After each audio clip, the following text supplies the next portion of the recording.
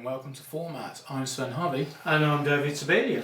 And today we have a slightly different format for you where I've been to a couple of events recently and taken some footage. So we're basically going to talk you through that and reveal to you some of the things that I saw at the events. Now, though David wasn't there, he's going to basically act as a sounding board.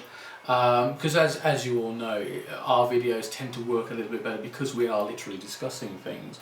And I get bored when he sounds. Yeah. So what we're going to do is basically talk through the video between us and pick out things that grab my attention and answer David's questions, essentially.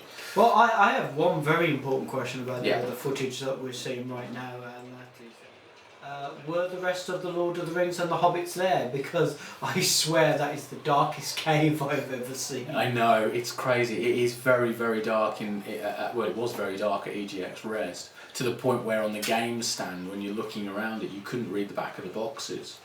Now, I could kind of understand why they did that, but after I'd been there for like 8 hours, and I felt like my eyes were falling out, it was not good, because the dark room with the bright screens, everybody knows that's an incredibly bad idea to do at home. So this was not clever. I can see there's some retro style games controllers, which I absolutely love. Yeah, this is the fight. For this is the fight zone where they were doing some one-on-one combat fighting game.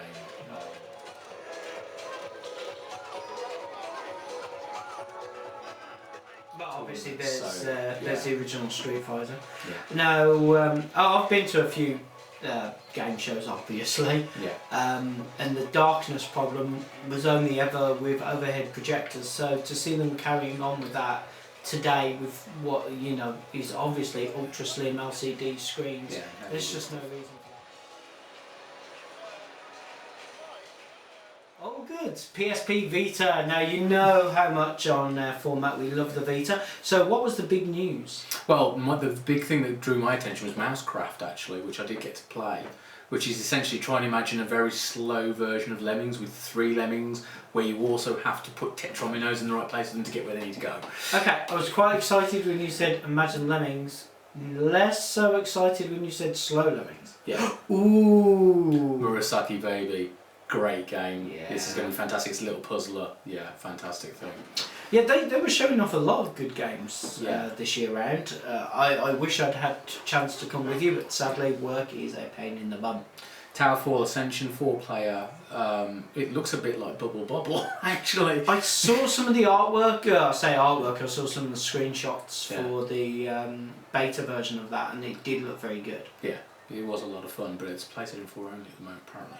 Titan Attacks. Yeah, it's Space Invaders.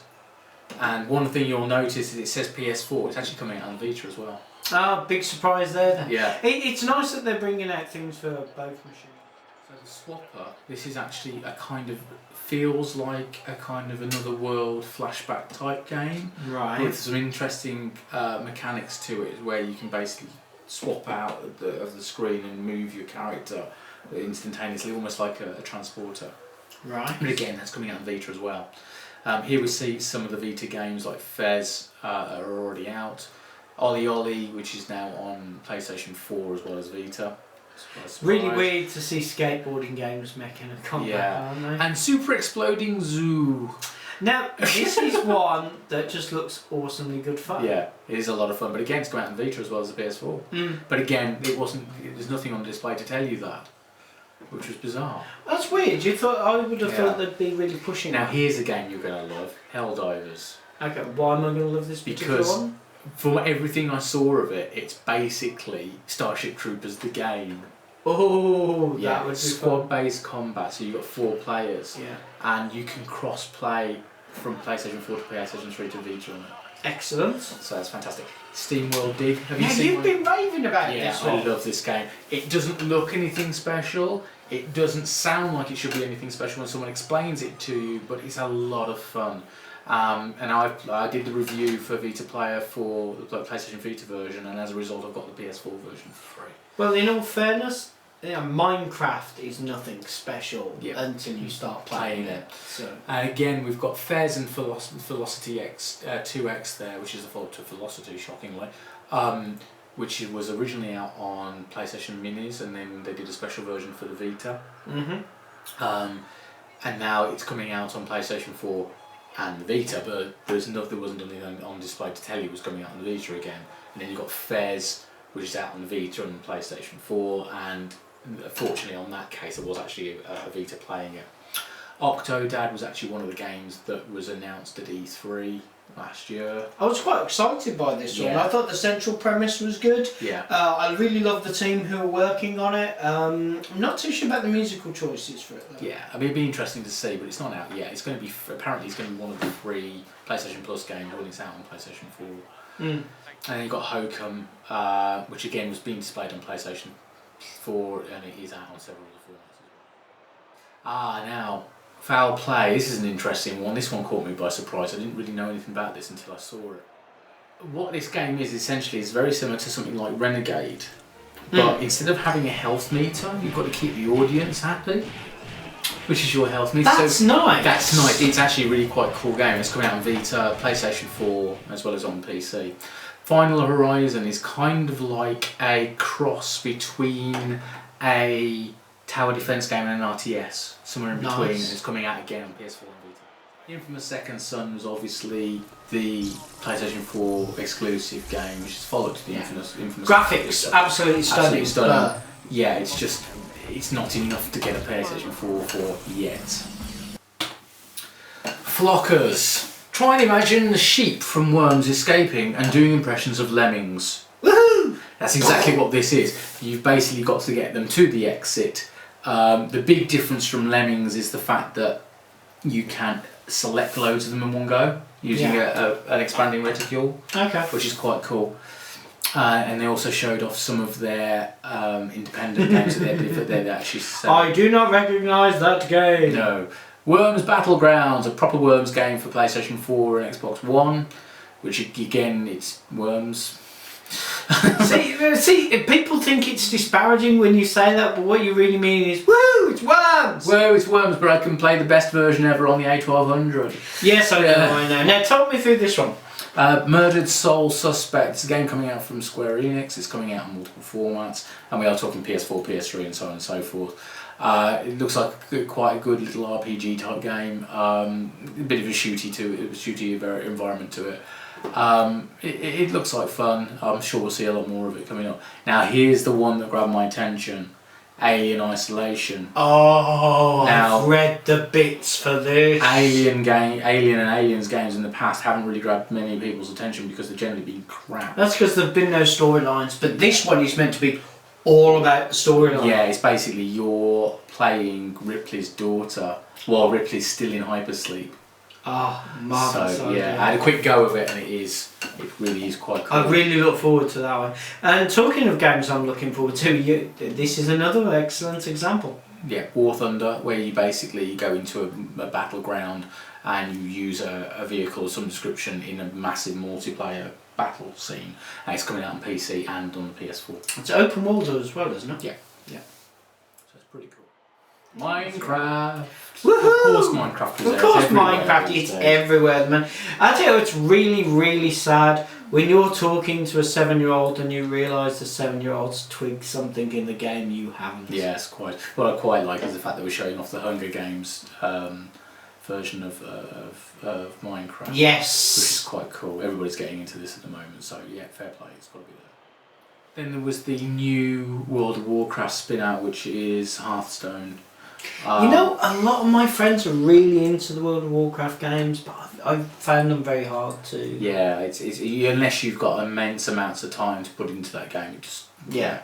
This looks like it could be a little bit more pick-up and playable, so maybe this is something that's going to expand on the fan base for WoW, which would make sense.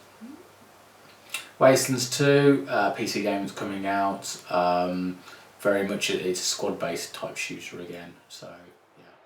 Now, the Left Field Collection was basically, it's a special area EGX Rezzed where they show off very small independent games that have basically not found their space yet.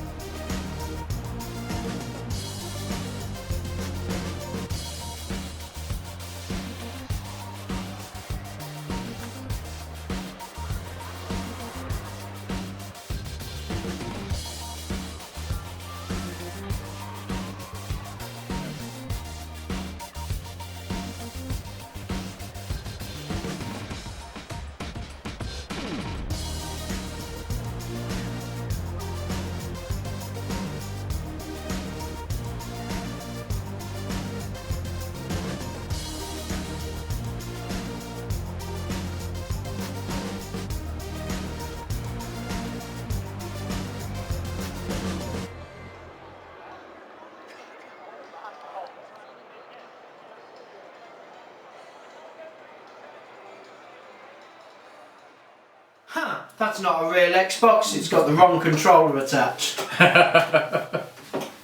Seriously, if you're going to use an Xbox, use the real controller. Yeah, the big chunky one. I like my saucer. But here you've got an entire generation next to each other, so you've got the GameCube and the PlayStation 2.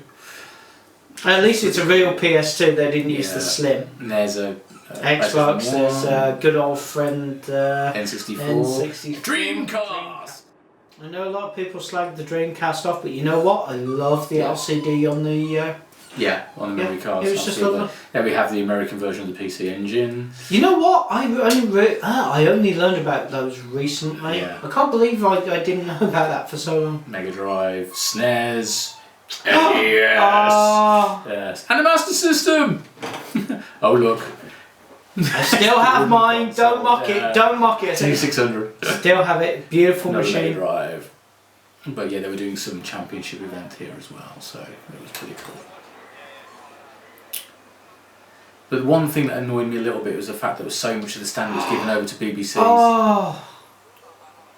Oh. But they said that this is basically from Computer Museum, so this is one of the things they specialise in. So there's Model A's and Model B's there. Yeah. And then you had some playable 4-player stuff going on. That was GoldenEye, and then 64. Got Dreamcast 4-player. I think. The best game for the N64. Yeah, easily. So that was pretty cool. And we're over to some of the PC indie games.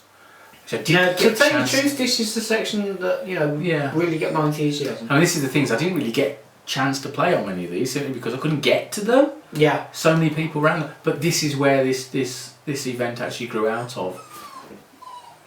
Tiny Key. Yeah. So yeah, I mean, there's one game you're about to see which will probably grab your attention immediately. Now, why on earth would that one grab my attention? Kaiju Panic. Oh, so cool. Eden Star and Containment Protocol look quite interesting as well. Those are ones to keep an eye on Steam for, because these will all be coming out through Steam. Steam is just I can't believe how well that's taken off. Well, this is the thing is that with Steam game consoles coming out, it could be very interesting times to see how they compete with. I'll tell you what, to be brutally honest, I think I think some new blood in the market would be a really good idea. Not that I'm saying Nintendo isn't, but it's just not competing with the Xbox and 360s. It's not competing with the PS4 and the Xbox One. There we go, a couple more releases that are coming to Steam soon. It'd be interesting to see how many of these things get signed by Sony though, now they can literally get them ported over to PS4 and to the Vita. Mind you, Steam are doing some really good, I mean they've knocked a lot of their games down to half price for a month and 2 months. So they're doing really well on that, and I'm really looking forward to Daisy. I've not had a chance to sit down and play it properly yet, but it's on the list. And now we had the PC version of Foul Play as well. Much of a difference between the PC and the Vita version? Not really. It's the kind of graphics the Vita can do instead. Standing on its head. And we had a massive display for Titanfall, which is just it's another shooter. Don't sound quite so disparaged with those shooters there, Sven.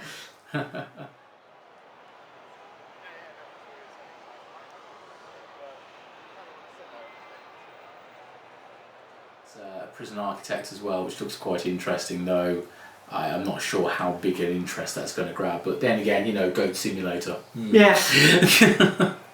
And we had the Twitch stand, and the Twitch is something I really, really don't understand. No, you know what? I've got to confess, I have, on very rare occasions, videoed myself playing a game. But it was only so I could show it to a friend of mine. Awesome! There's a worm. Yes. And he keeps coming. He keeps coming. Oh my God! I'm being attacked by a worm. That's amazing. No, I would have so had my photo taken with the worm. I have done video of me playing it, but it was only ever so I could show a friend who was really good at the game to go, seriously, how do I get past? Incredibly dark games, Dan. War of the Overlord. Again, now I've actually heard a lot about this one. Yeah. I would have spent quite some time there. Basically Dungeon Master. I know, that's why I would have spent quite some time there. And here we have Special Effect, which is a charity that basically gets games adapted for mentally and physically impaired children. So I've heard a little bit about their work, but I can't say I know vastly. yeah, might be worth looking into that a little bit more. Nintendo were there showing off Pokemon X and Y. Fair enough. And the only way you really saw 360 all weekend was on the free play stands. One Spear Arena is basically a very basic kind of arcade game, which is very, very addictive, as basic arcade games tend to be. So yeah, Love Rousers, which I'm currently in the middle of reviewing for the Vita. It's out on PS3 as well. It looks like crap, let's be honest. It's like monochrome graphics almost, but it's so playable. It's so was the Game Boy, remember? Yeah, and it's such a fantastically playable game. Pro Forces, well, you can see what that is. Yeah. Yeah, and what they've done is they've actually created characters based on 80s action film stars.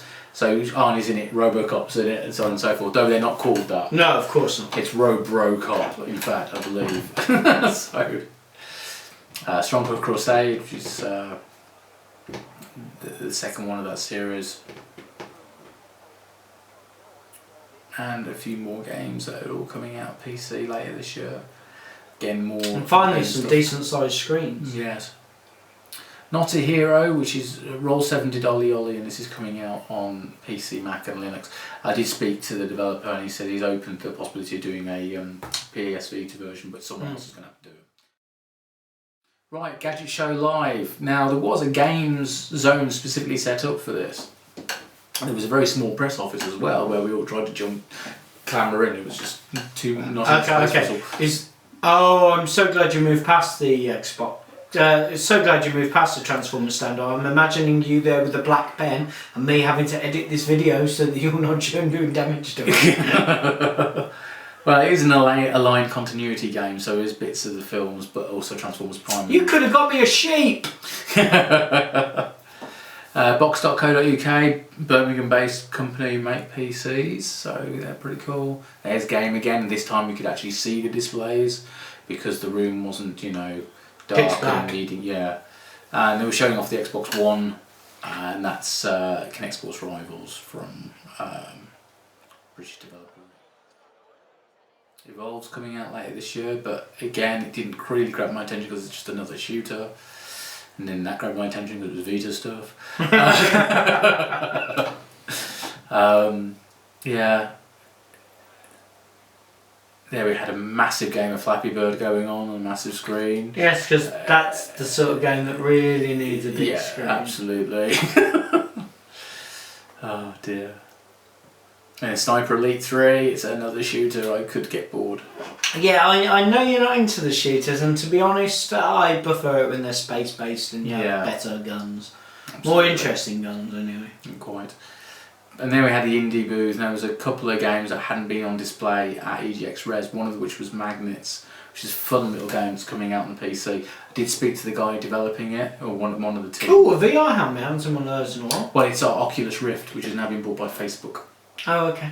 So immediately everybody's gone, we don't want to play with that, we want to play with the Sony version that's coming up for PS4. Not that I'm looking forward to that at all. No. Western Digital were there, showing off some of their hard drive technology. Oh, come on, they are the leaders in the technology exactly. at the moment, and for good reason.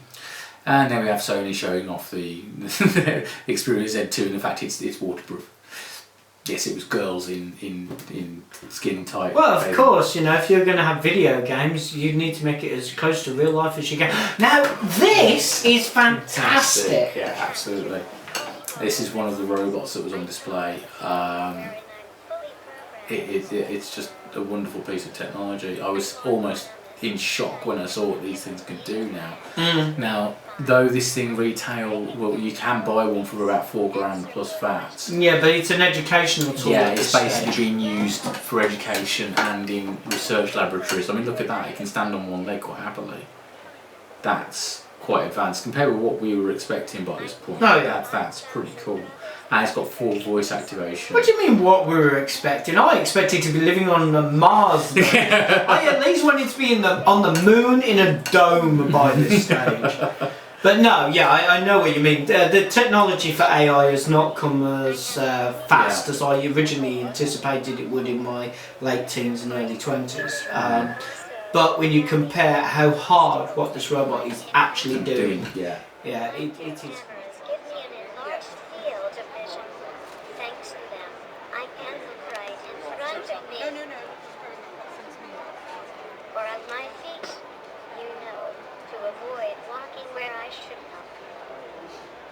The full night windows around my head allow me to detect the origin of sounds nearby. Well, I think about it. Why are all the lights on the head anyway? Is that just the main control dunk? Yeah. You twitch the head to get it to respond to you, kind of thing. Remote control, voice activation. Voice Some legs to express various emotions and interact with you.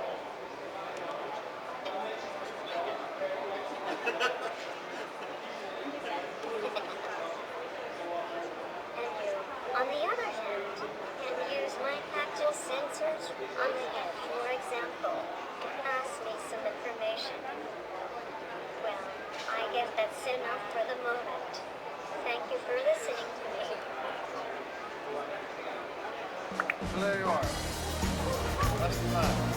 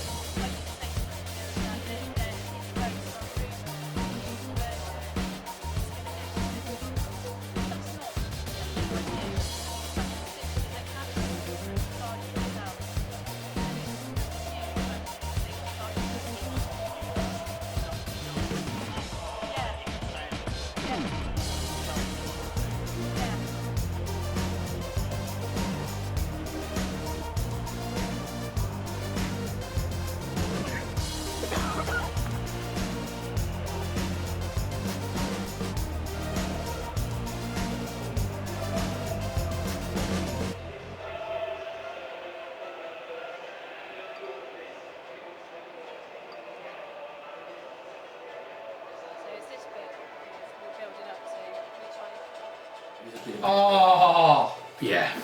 that's awesome. Okay, yeah, that I wasn't expecting to see a robot that could do that at that event. No. I really wasn't. So I was quite impressed. Can it communicate back? Yeah, and talk to you. Basically, Human, robot, just an amalgamation. It's amalgamation. I mean, basically, you can say, go to BBC News and get me the news, and I'll talk to you about it. Cool. Now here we have a replicator. Oh yeah, I wondered how long it would take for them to build a replicator. So this is actually a 3D printer that uses two. You can actually use two colours going into it at the same time. which They is are, quite yeah. nice. And considering the price, it wasn't that long ago. These things were over 10 grand. So that's pretty cool. But the thing is, there is a massive difference in the 3D printing market between the cheap end and the good end. This is obviously one of the higher end models. Yeah. Which means that you get much smoother results. You don't get as obvious line degradation in the prints. The print time is actually pretty much the same. Yeah. They are getting better with that, but when it comes to the difference in the markets for 3D printers, it is all about the quality and the smoothness of the print. Yeah, Now that is one of the mid-range ones. Mm-hmm. There is obviously the high-end industrial and the high-end medical.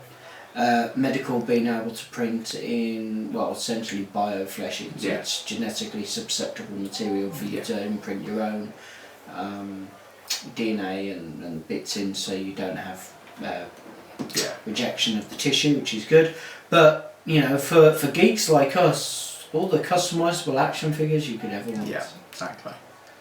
Here's one of the other more mid-level ones. It is genuinely just amazing technology. Yeah. It is. It's see, the thing is that they have the medical ones that can all. I mean, they can print bone and metal, and they haven't got wood yet, but they're getting there apparently. But they can do bone, they can do flesh, they can do metal, they can do all sorts of different plastics.